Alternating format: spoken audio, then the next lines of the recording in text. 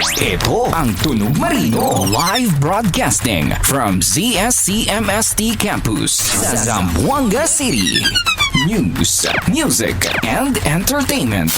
106.7 Marino News FM. Marino News FM. Sisi na.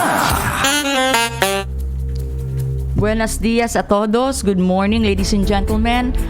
We have here with us our guests this morning from the USA, Dr. David Hall, the chief of the party of the USA Opportunity 2.0. Sir, good morning. Good morning. Buenos dias. Buenos dias. Welcome to Zamboanga City and welcome to Zamboanga State College of Marine Sciences and Technology. Sir, your visit here at ZSCMST has something to do with the programs that you're in with.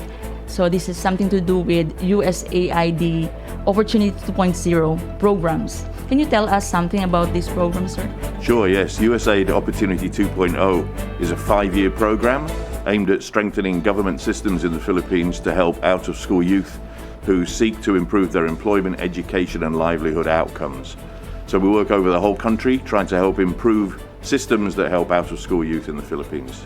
Okay, thank you so much, sir, for that program. And we would like to know, is there, after this program or after this day, we will be having the graduation of the hero or higher education readiness orientation of the volunteers. After this, do we still have other programs or collaborative projects that you're planning to give with the state universities and colleges? It's possible. We have a grants program which is open for state universities to bid for, to do a whole range of things, to work with ALS youth themselves, to train teachers, or anything else which is innovative. We're open to ideas, so there's still funding available. So you will be funding until, of course, ZSMST will be sustaining these kind of programs. So you will still be funding after this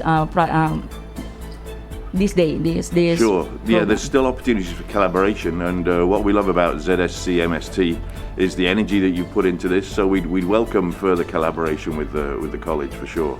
So with that, sir, we would like to thank you so much for giving us that opportunity. And thank you so much. Have a great stay at Zamboanga State College of Marine Sciences and Technology and Zamboanga City too. Sir, thank you so much and good morning. Sure, thank you, and thank you for your collaboration. It's a pleasure to work with you. Thank you. Okay.